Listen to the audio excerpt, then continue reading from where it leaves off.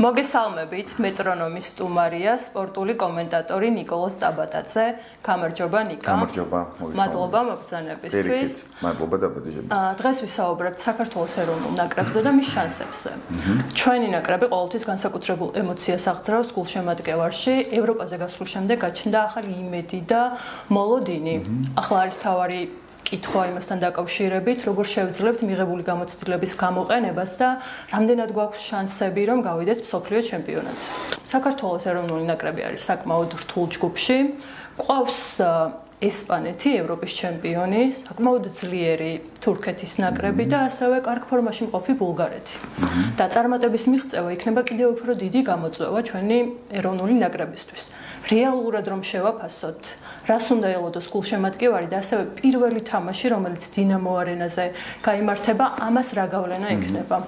ფეხბურთში რა თქმა უნდა სასწაულები ხდება და ზოგადად ყველა სხვა სახეობისგან ვფიქრობ, ესეც გამოარჩევს, რომ აქ დავით შეუძლია გოლეთის დამარცხება და მაგალითად ჩვენ შემთხვევაში ეგ რამდენჯერმე გვინახავს იმავე პორტუგალიის ეროვნულ გუნდთან. თუმცა ესპანეთთან მიმართებაში დაგეგმო სასწაული და რეალური ლოგიკური გახლა გააკეთა იმაზე რომ გახვალ პირველად გოლზე ცოტა რთულია ალბათ და შესაბამისად სწორება არის მეორე პოზიციაზე. შესაბამისად თავარი კონკურენტი უნდა იყოს თურქეთის ეროვნული გუნდი, ძალიან დაბალანსებული, ძალიან ძლიერი, სხვა შორის საკმაოდ კარგ ფორმაში ფეხბურთელებით, ჩვენ და სამწუხაროდ ამ შემთხვევაში ამდენად 4 სექტემბრის თამაში არის, ვფიქრობ, საკვანძო.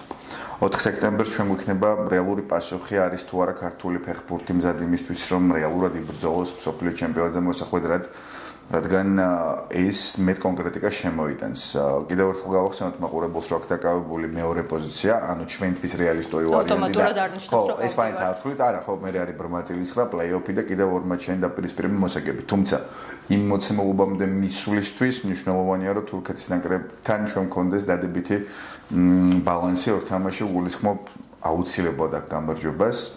ძალიან პრაგმატულ შემთხვევაში აქ ფრედა თურქეთში ფრედს შესაძლოა რაღაც შანსებს ტოვებდეს ან იქ სტუმრად გამარჯვებას, ხო შორის საკმაოდ პატარა ტევადობის სტადიონზე გვეთამაშებიან, რამაც მე გამახარა, მეგონა რომ სტამბოლის ეს საკულტო სტადიონები რაც არ ჭირს თურქეთში. განსაკუთრებული გულშემატკივრობა იქნება. ხო, ნუ არანორმალური. ხო, იქნებოდა მას მეზელი, თუმცა თამაშობ პროვინციაში 25,000 სტადიონზე და ამ გადმოსახედიდან ეგ პროექტი მომწონს. ამიტომ 4 სექტემბრის მატჩი არის, ვფიქრობ, ფინალი ჩვენთვის ამ შესარჩევ ეტაპზე.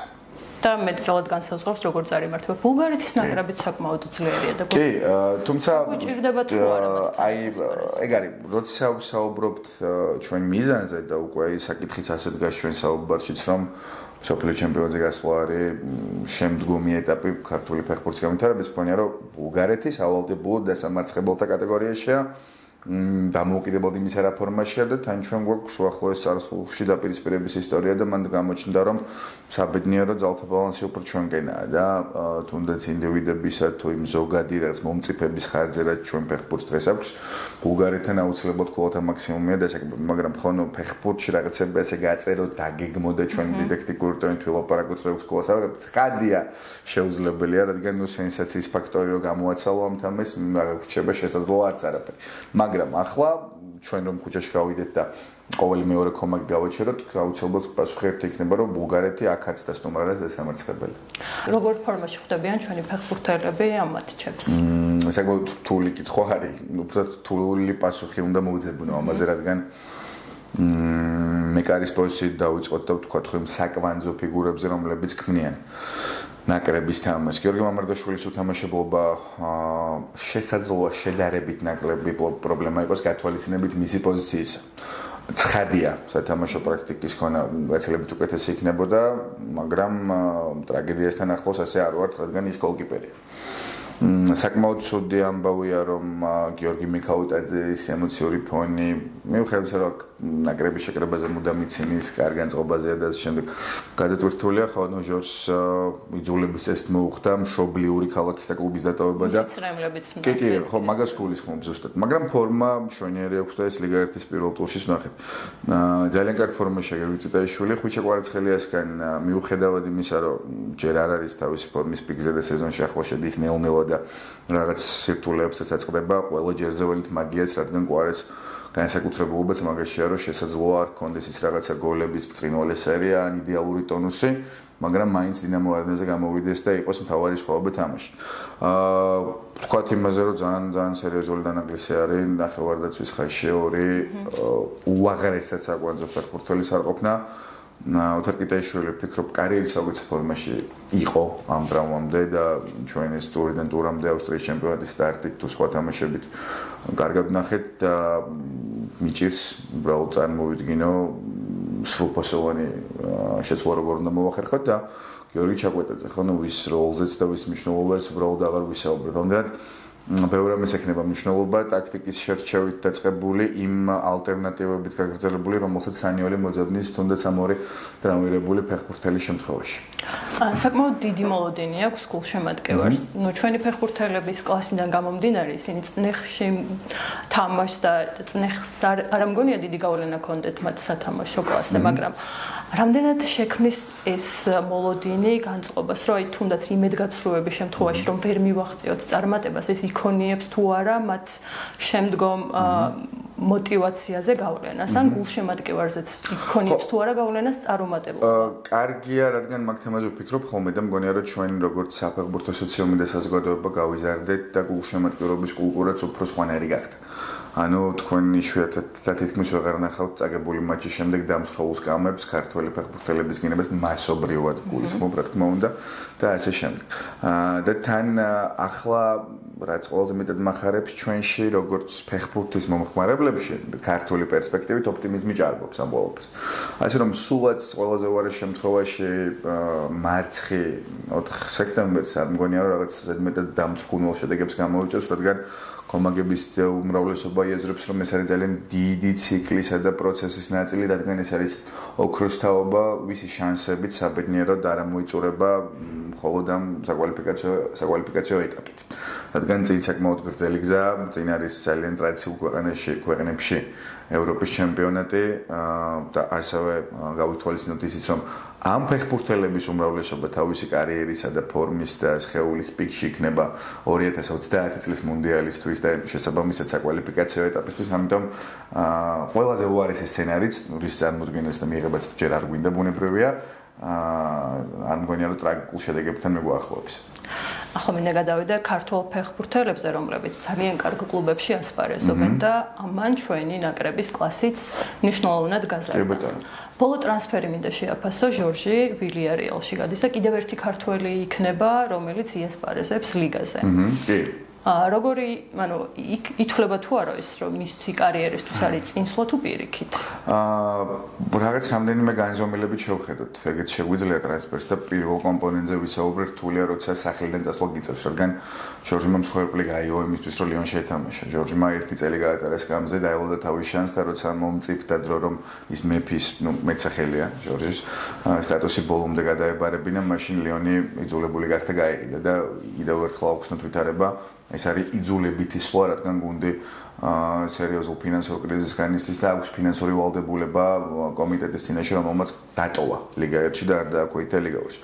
ჟორჟის წასვლით ახლა ეს პრობლემები გადაწყდება ლიონისთვის სასარგებლოდ და მგონია რომ ჩვენ შეგვიძლია ჟორჟისთვის სასარგებლო კუთხეს მოვუძებნოთ ამ სვლას, რადგან ერთი იქნება გაცილებით კარგი ლიგაში, გაცილებით ტოპ გუნდების რადარზე. მიეცემა შანსი ითამაშოს რეალის, ატლეტიკოს, ბარსელონას წინააღმდეგ. მიეცემა შანსი რომ ჩემპიონთა ლიგის სცენაზე გამოავლინოს თავისი უნარები ამდენად ახლა უფრო დიდი გამადიდებელი შუშით დააკვირდებიან ჟორჟის თამაშს და მგონია რომ შემდგომ ნაბიჯთან რამაც პროგრესი უნდა მოიტანოს და პროგრესი გულისხმობ უფრო კიდევ ამბიციურ გუნდში გადასვლას, უფრო ახლოს მივა.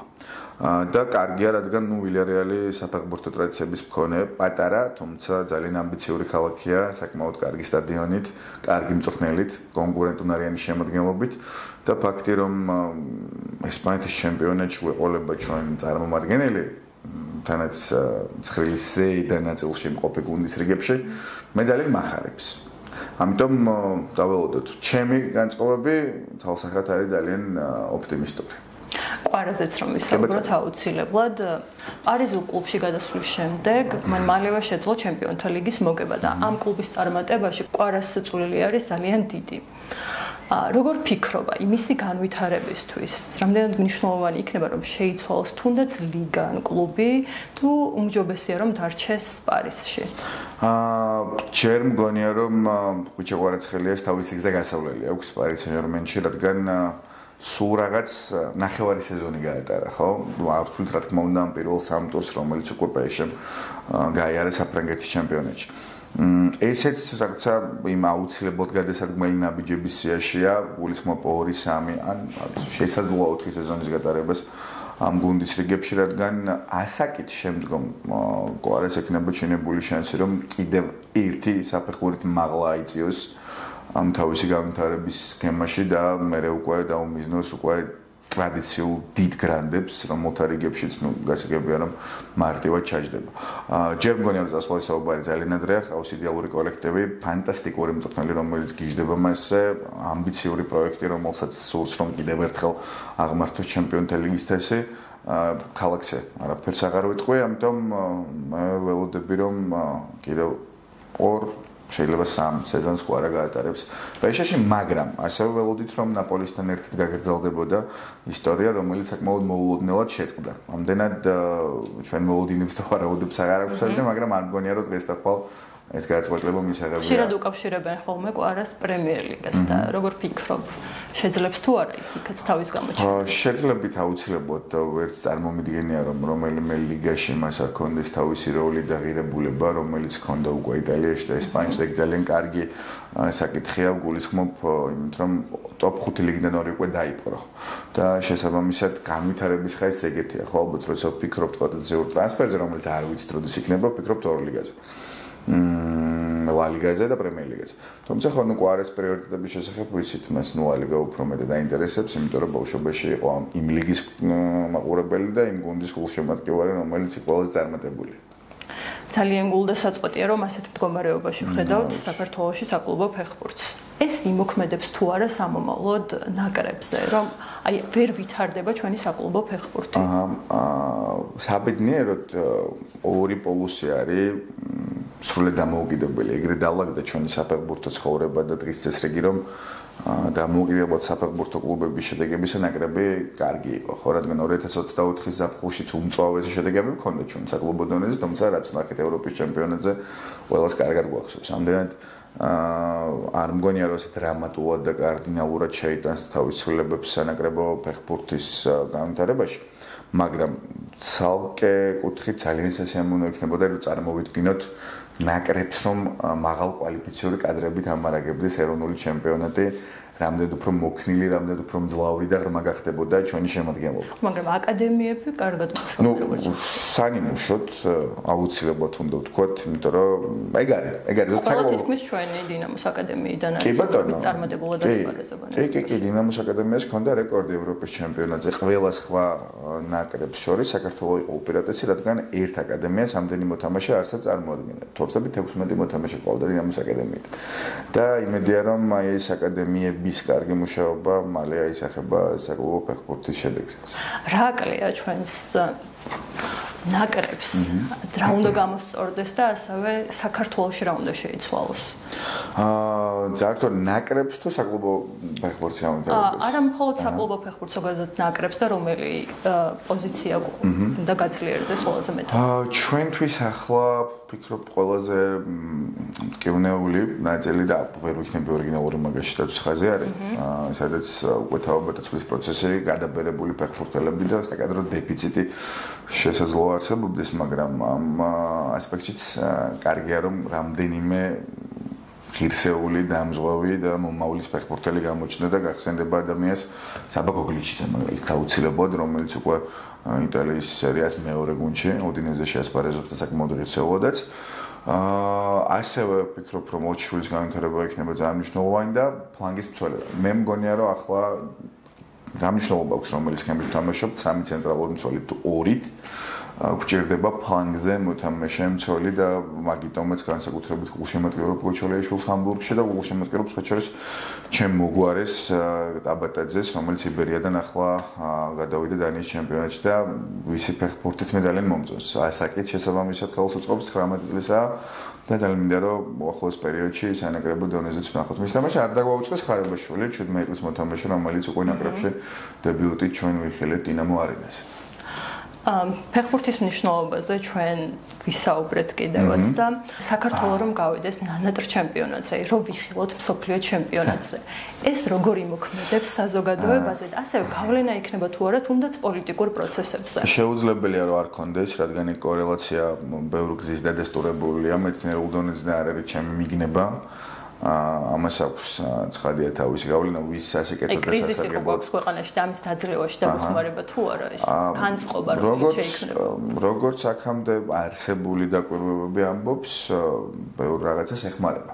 საფეხბურთო წარმატება მინიმუმ ბედნიერების ინდექსი არის ცაში და შესაბამისად ადამიანთა ყოველდღიურობა რაღაც მონაკვეთით ხდება უკეთესი. ამიტომ მსოფლიო ჩემპიონატზე გასვლა წარმომიდგენია ესე 26 მარტის სცენები და დაახლოებით ეგეთი აჟიოტაჟი, თუმცა სავარაუდოდ კიდევ უფრო მეტი მუხტითა და კიდევ უფრო მეტი პატრიოტიზმით, რადგან ეს ხომ სხვა განვითარების დონეა. ეს ხო არ მწვერვალი, რომელზე მაღლაც ფიზიკურად არაფერი არ არსებობს. ამიტომ შეუძლებელია რომ პოლიტიკაზე გავლენა არ კონდეს. აი როგორი გავლენა იქნება ეგ ცალკე გადაცემის თემა არის, რომელსაც გაცილებით უფრო წვრილი და დეტალური განხილვა სჭირდება. მაგრამ იმედი მაქვს, რომ ძალიან მალე ჩვენ ყველა ერთად ვნახავთ ეგრე გახარებულ საქართველოს, რომელიც ეიმობს მუნდიალზე გასვლას. ხო, ევროპის ჩემპიონატზე გასვლა კიდევ უფრო მოსალოდნელი იყო, იმიტომ რომ ჩვენ არაერთხელ გქონდა, ორჯერ გქონდა ალბათ ყველაზე მნიშვნელოვანი შანსი რომ გავსულიყავით და მეორე შანსი უკვე გამოვიყენეთ, რომ გავედით, მაგრამ აი მსოფლიო ჩემპიონატთან ალბათ არასოდეს ყოფილვართ ესე ახლოს. ხო.